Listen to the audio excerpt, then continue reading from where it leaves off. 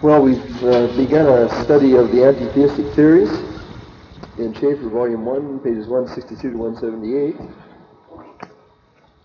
We covered very briefly atheism and agnosticism. We just got started on evolution. We defined that. I gave you a few supplementary notes on that. Didn't we get started on evolution? No. Oh, we didn't, huh? You wanted to, but you never got near. Well, I mean, you got near. I was very frustrated listening to that debate between Norm Geisler and Paul Kurtz, because I think it's always important, if you can, to agree with your opponent as much as you can. And I personally believe in evolution. In a general way, I believe that things change. People change.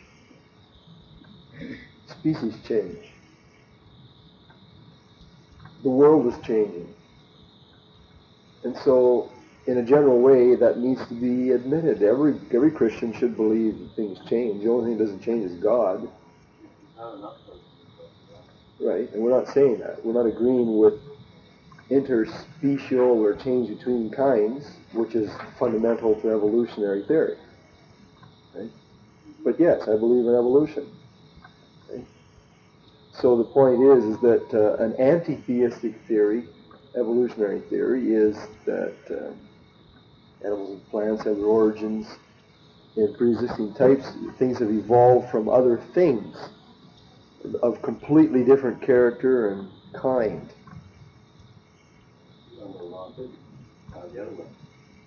No, evolutionary theory says that everything that now is has changed into what it is from some pre-existent form. The other way, you mentioned, the physical law. Well, certainly, everything is running down. It is changing downhill. Right. Okay.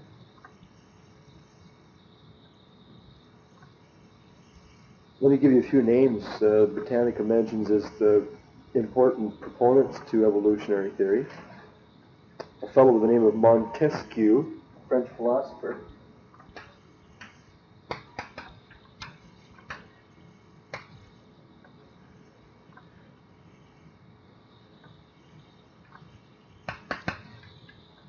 Montesquieu, 1721. First originated the idea that species could change into other species.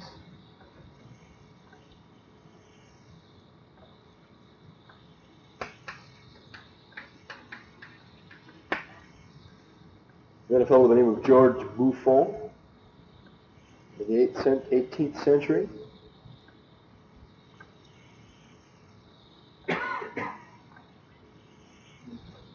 Buffon. George Buffon. George with an S. In the 18th century, he was a naturalist. Montesquieu was a philosopher. Buffon was a naturalist. And it was he that first suggested that the horse could be related to the ass.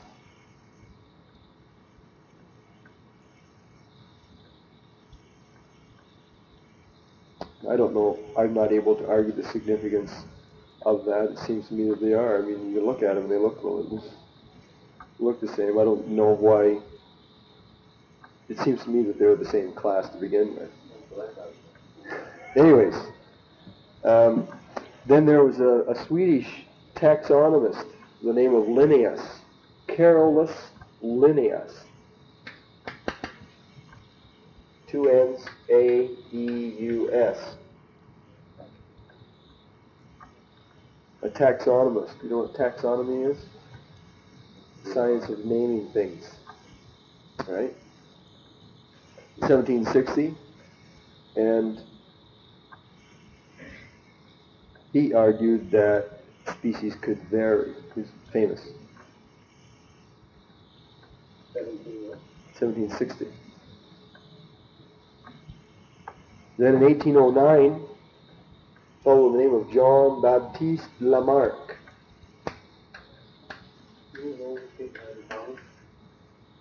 French. No. Oh, I'm sorry. Yeah, so rules of teaching will stand for things right before. Jean-Baptiste Lamarck. 1809.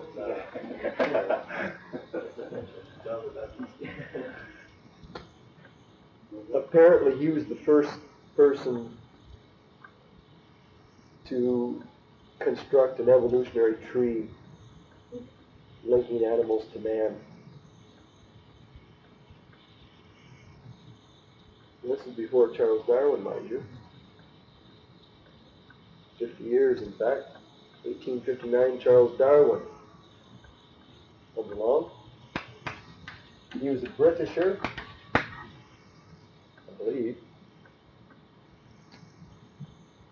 And he was a scientist, and he wrote a book entitled Origin of the Species, 1859.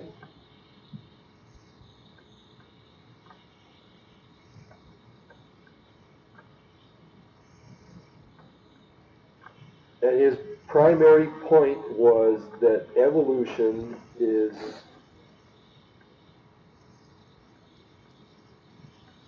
due to natural selection.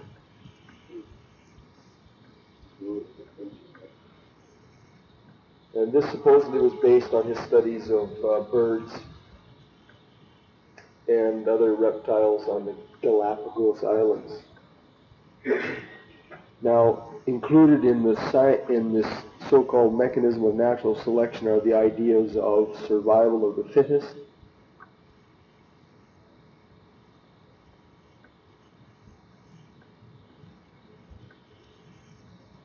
because the fittest species produce genes that have advantages that they pass on to succeeding generations,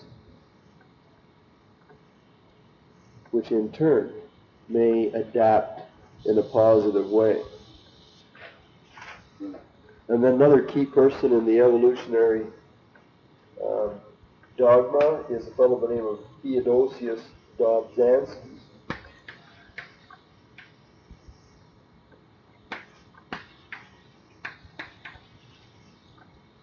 1937. Theodosius Dobzhansky wrote a book, Genetics and the Origin of Species. 1937.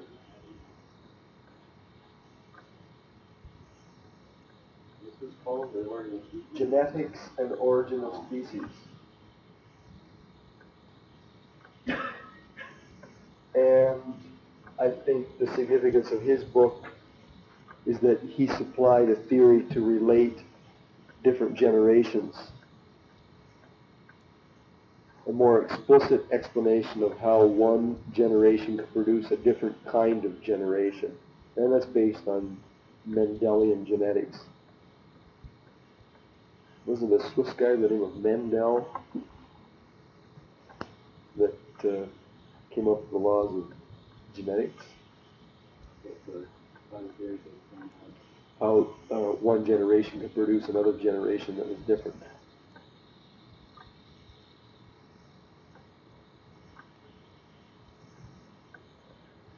Now let me summarize for you the supposed or the proffered proofs of evolution. And Encyclopedia Britannica is basically an evolutionary, in outlook, and they call them proofs of evolution. So put the proofs down in brackets, okay, or in quotation marks, because every one of these things is argued and denied by creationist scientists. But so-called proofs of evolution include A,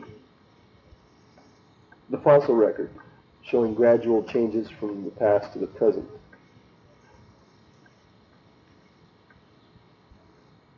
And what is that the science of? What is the science of the fossil? Paleontology.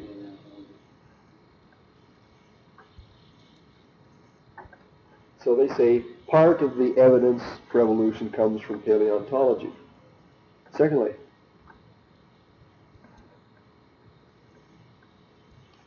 they say that the structural similarities in living forms now point to common ancestry. Structural similarities in living forms point to common ancestry. An example would be the embryonic development of human embryonic development. You understand that? You must have taken, everybody's got this stuff in high school. That the stages of fetal development in the womb, you know, there are points in which a human fetus looks like an animal. It's got a tail, and it's got flaps on it, you know, in funny places, and the hands and stuff, they look more like fins than fingers and all of that, right? Well, that's certainly been disproved, but we look more like monkeys than we do like horses, right? And so Homo sapiens then are supposedly related. I mean, it's pretty obvious from an evolutionary perspective that Homo sapiens is developed from the primates. That's the argument. Structural similarity. All right. And then a third argument or proof is that, and they say the most detailed evidence comes from the study of genes and proteins, molecular biology.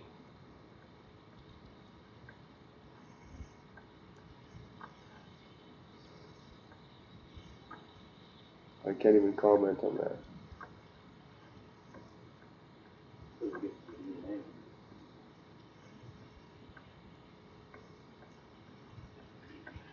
And then a little bit later in the article, they made this most significant statement, and I wrote it down verbatim because it's significant. Quote, direct fossil evidence of the earliest members of the human species, Homo sapiens, is rather scarce. Direct fossil evidence of the earliest members of the human species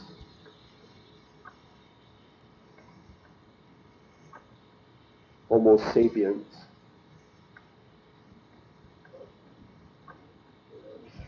direct fossil evidence of the earliest members of the human species Homo sapiens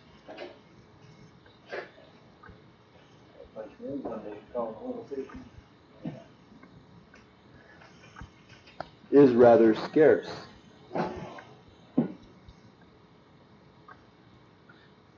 And if you want it, it's page 623 in Encyclopedia Britannica under evolution. I think it's the fourth one, but I'm not sure. That's the point, by the way, that every creationist makes. You know, I remember hearing Gary Parker say this. He says, well, if you talk to paleontologists, he says, oh, I believe in evolution. No, paleontology doesn't prove it, but you have to go to molecular biology.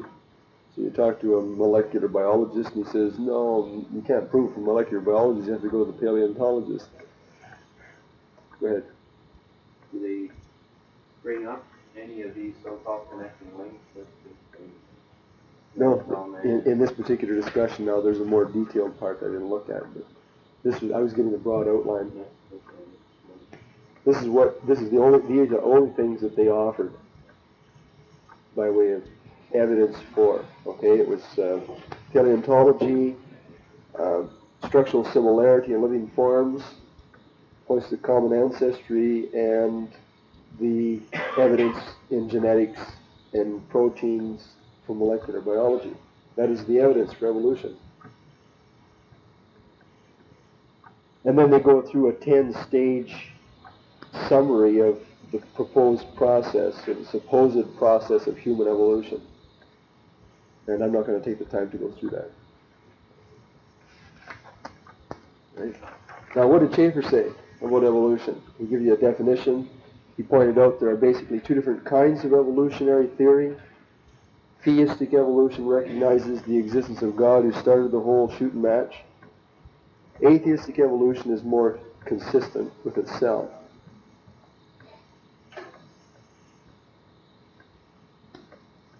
And by the way, Henry Morris in the Genesis record, which you're supposed to be reading for exposition, he has nothing good to say about theistic evolution. Okay? Why would a loving God choose a process by which survival of the fittest laws of the jungle apply? Right? No, Christians, that's inconsistent to believe that. So, right.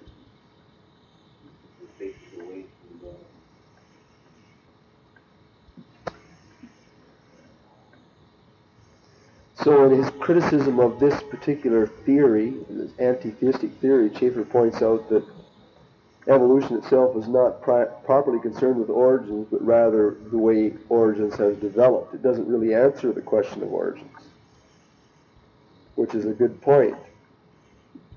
Secondly, it's purely conjecture. It has no satisfactory explanation for origins. It's not empirical science.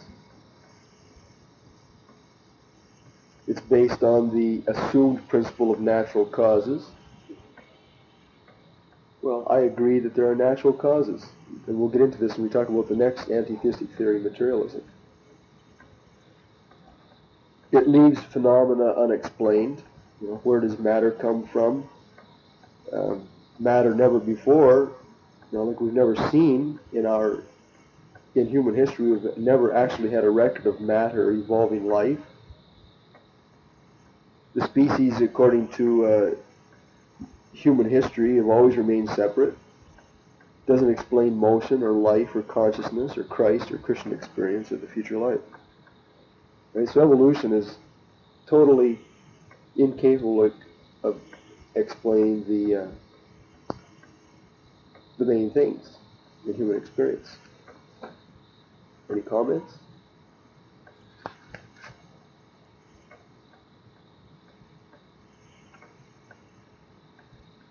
Materialism is the next one that Schaeffer discusses, the next anti-theistic theory. Materialism. Yeah, that term has been misappropriated and used by a lot of people. Schaeffer's definition is a good one. Somebody read the definition that he gave.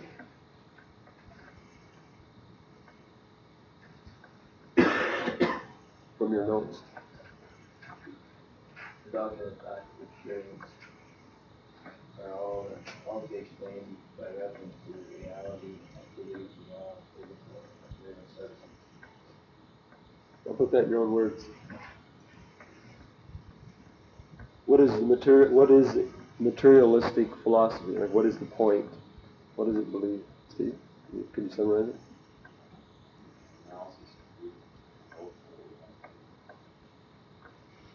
Specifically from natural processes. Like that's the whole emphasis, right? You explain everything in terms of natural processes. Even thinking.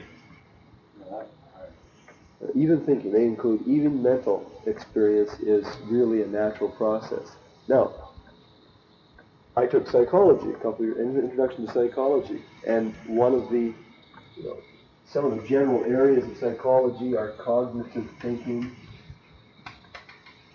and perception, and these are major fields of psychological study.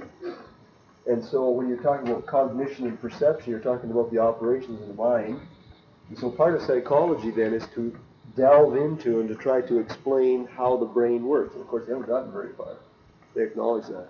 It's one of the most frustrating parts of modern science, trying to understand the way the human brain works. But they've made some progress, and they've been able to explain it in natural. They can explain how that in between nerves that there are little gaps called synapses, right? And you can learn all about how a message travels from the brain to the motor nerves, the motor muscles, and how it gets from here to there, and what part of the brain does what kind of thinking and things like that. They're trying to explain in physical terms how thoughts work. They're getting close, but they haven't fully explained it. All right?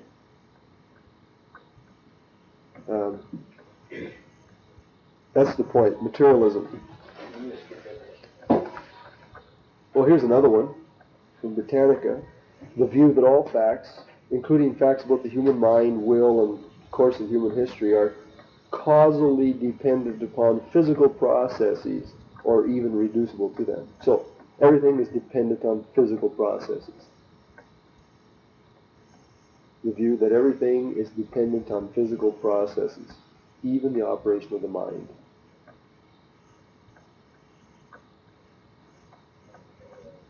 Physical processes. So Isaac Asimov, for example, is a materialist. I don't know if he would call himself a materialist, but he's written a book on the Bible. Didn't you get it out of the... Did one of you guys borrow that from the library? Somebody had it for something. Right? And the same thing with Werner Keller, The Bible is History. Basically what he does is he goes back and he does some research and on manna, for example. Right? Now manna was very evidently a miraculous provision of God for the Jews during the wilderness wandering, right? Same thing with the water from the rock, right? The water that smite the rock, Moses, and bring forth water. And it was considered to be a miracle. Give God the glory for it. Same thing, God provided quail, right? So these guys go back and they say all of these things are simply explainable by natural processes that are still in operation today. You can go to the Sinai desert and you can find manna. It grows on a little bush. And it's basically a little oily substance that comes out of the pores of a particular plant between sundown in the evening and sunrise in the morning. That's right. And Werner Keller says that the Arabs still market this stuff. They still pick it off the plants and then market it. You can put it in a jar and preserve it, and sell it. Yeah, something similar to that, right? And the same thing about striking water from the rock. And he says you can explain all these things in terms of natural processes. That there are places, if you know how to read the signs, that you can in the desert that certain kinds of rock formations hold water. And he gives examples. During the Second World War, there was supposedly a British convoy going through the Sinai Peninsula, and some soldier dropped his rifle and it fell on a rock, and the water came out of the hole. His rifle butt made a hole in a thin layer of rock, and water came out. And there have been substantiated reports of stuff like that. Same thing with quail. That there are certain migration routes of birds coming from Africa that come across the Gulf of Suez. That's the western arm. And by the time they fly across that mile or so stretch of water, they're completely devoid of energy, they're exhausted, and they come in, just 2 or 3 feet off the ground, and they can't run away. They're pooped. So you can catch them, and it's still happening today. Yes, that's my reaction. So what? Who made the bird migrations in the first place? Who's the one that created the water and the rocks? Who's the person that designed these plants that produce manna? I mean, to explain things in materialistic forms is fine, but that doesn't really fully explain it. How did it get here? For God to tell the Jews that this is the way it was, and explain it to Moses do this, Moses do that, that's no different than God teaching us about how the brain works today. We're learning about natural processes, but who made the brain? Such as you couldn't keep it over day, but you could keep it over Sabbath. Why do you say speak to it? Water so what it can for us. That's right. So there is a combination of miraculous things in the scriptures that certainly God used material processes, natural processes. Let's face it, the miracles. Even Jesus used clay on the blind man's eyes. Surely that had something to do with it. I don't know. I mean, why did he use clay? It must have had something to do with it. I can't fully explain it, but I believe that Jesus in many of his miracles used a natural process. But he was the creator, so he would know more about the natural processes than the average person. So what he knew, other people wouldn't recognize, and so forth. So again, Christians shouldn't be completely opposed to the use of naturalism. I mean, even the ark floated on water. The water came from what God created. That's right. Yeah. The ark was a miraculous thing. Yeah. The details came from God. The plans came from God. But it was a material process. So, but again, simply reduce things to a material process doesn't adequately explain the miraculous, or the origins, or the very existence of those things in themselves.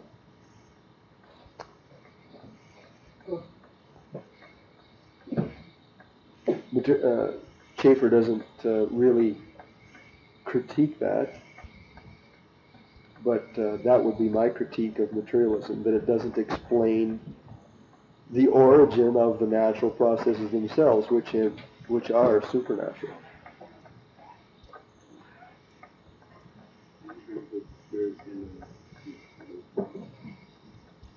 If you want to get some names to put down for this, back in the 5th century BC, about the time that Malachi was writing, there were Greek fellows, and a group of them called atomists. Atomists, just like it sounds. Greek atomists. Democritus was an example. And they sought to explain everything in life by purely mechanical processes.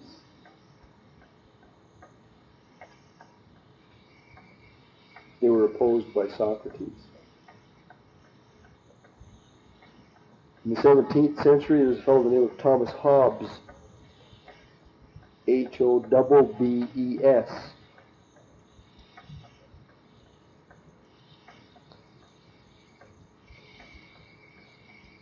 And he and his colleagues were very opposed to Orthodox Christianity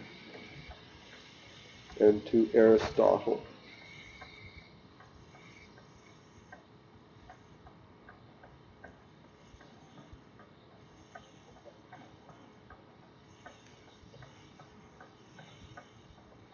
In the 18th century, the Enlightenment materialists,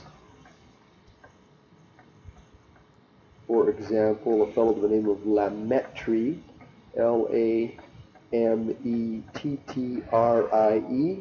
Lamettrie and D'Holbach,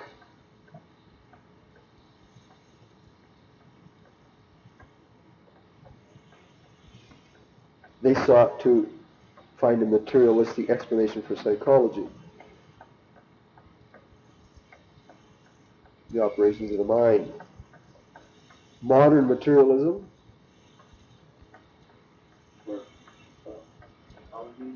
psychology, right? Modern materialists fall into many categories. For example, it was Whitehead and Bergson and Alexander that produced the materialistic methodology used in science. Alexander. And by the way, Christians have no real objections to the materialistic methodology of science. It's common sense. It's reasonable. If you want such and such to happen, you do it this way every time. Right? Their names? Oh, they produced a methodology and interpretation for modern science. They were materialists. An interpretation for modern science?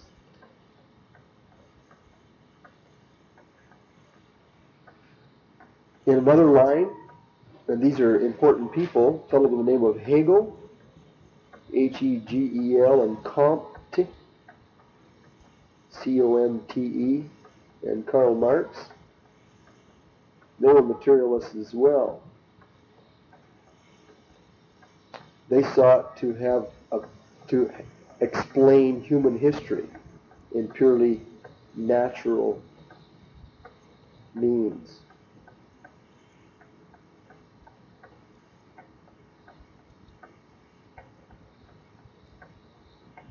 By the way, what is the materialistic mechanism that communists use even today in Soviet Russia or in China to explain how government and politics works? What is the mechanism that they use? You've probably heard it. No, communism. Marxist Leninist communism. Yeah. Not today, it's not the same kind of. Well, it's pardon? Yeah. People run the state, and how do they run it? Like, what actually causes changes within a state, according to basic communist theory?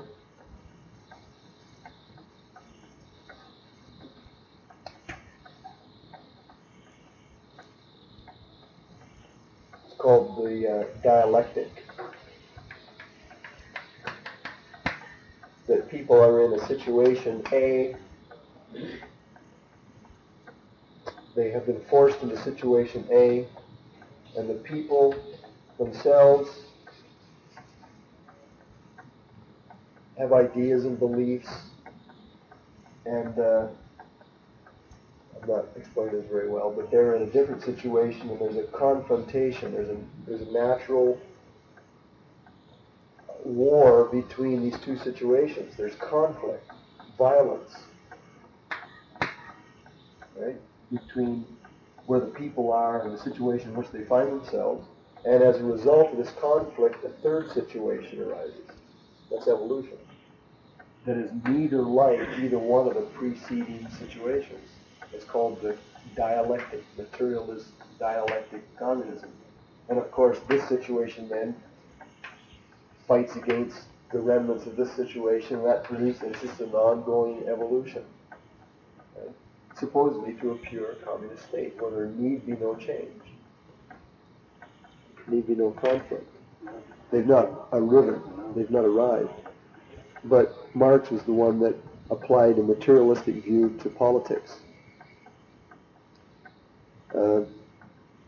In psychology, a fellow by the name of J.B. Watson produced behaviorism. He was an extreme materialist. He basically said that every person's activity is dependent upon purely mechanical, materialistic stimuli. So therefore, you cause a person to be, if you want somebody to be like this, then you simply change the stimuli. I don't know.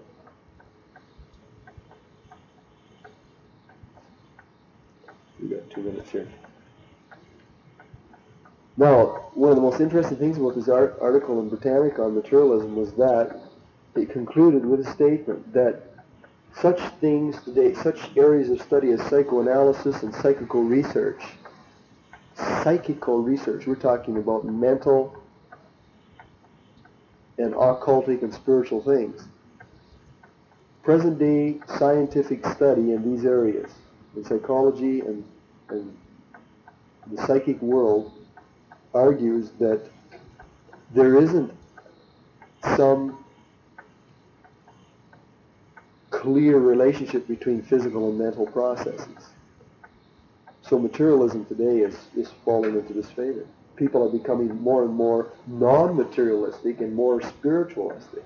And that was how the article concluded. It's kind of interesting. Materialism is being disproved even today. Isn't it interesting that as the ages go on, that people become less and less materialistic, dependent on. That's my evaluation.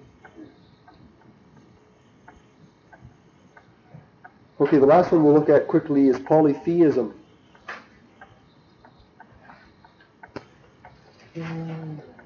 there are only so many anti-theistic views that you can have against the truth, true knowledge of God. Polytheism is what?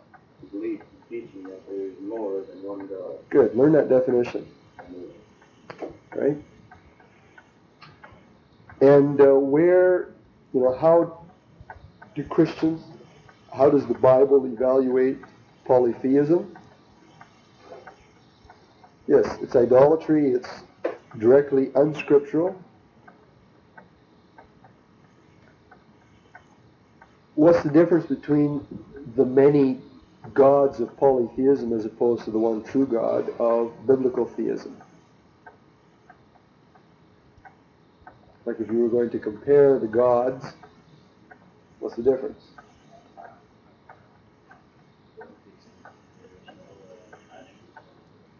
Certainly. The true Christian God is the source of love and light, satisfaction, power, right? True God is all of that, whereas in polytheism there are a multitude of lesser gods, each with its own lesser qualities. For example, Krishna and Vishnu, of Hinduism, which is polytheistic, all right? They have their own special characteristics. I don't know, I think Vishnu is the goddess of sex and hate and fertility and love. All right? So only with certain characteristics.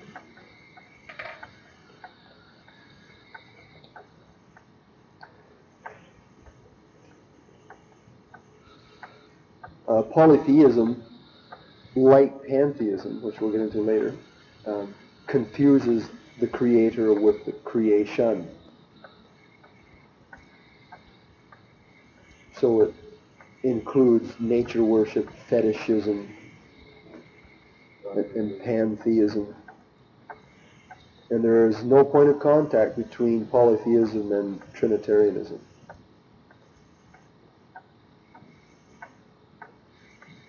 Now, how would you argue against polytheism? If you ever become a missionary.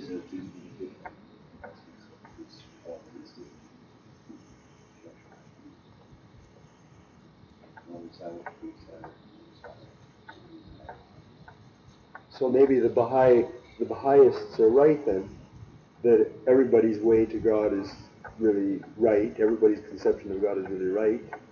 That's unity.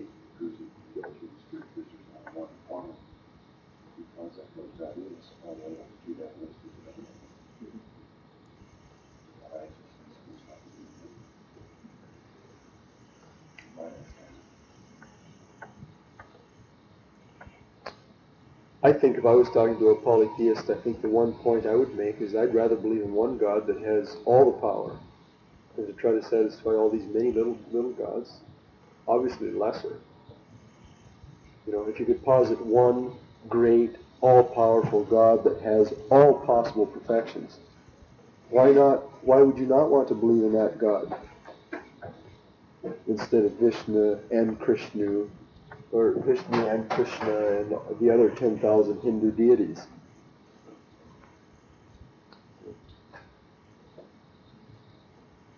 Well, okay.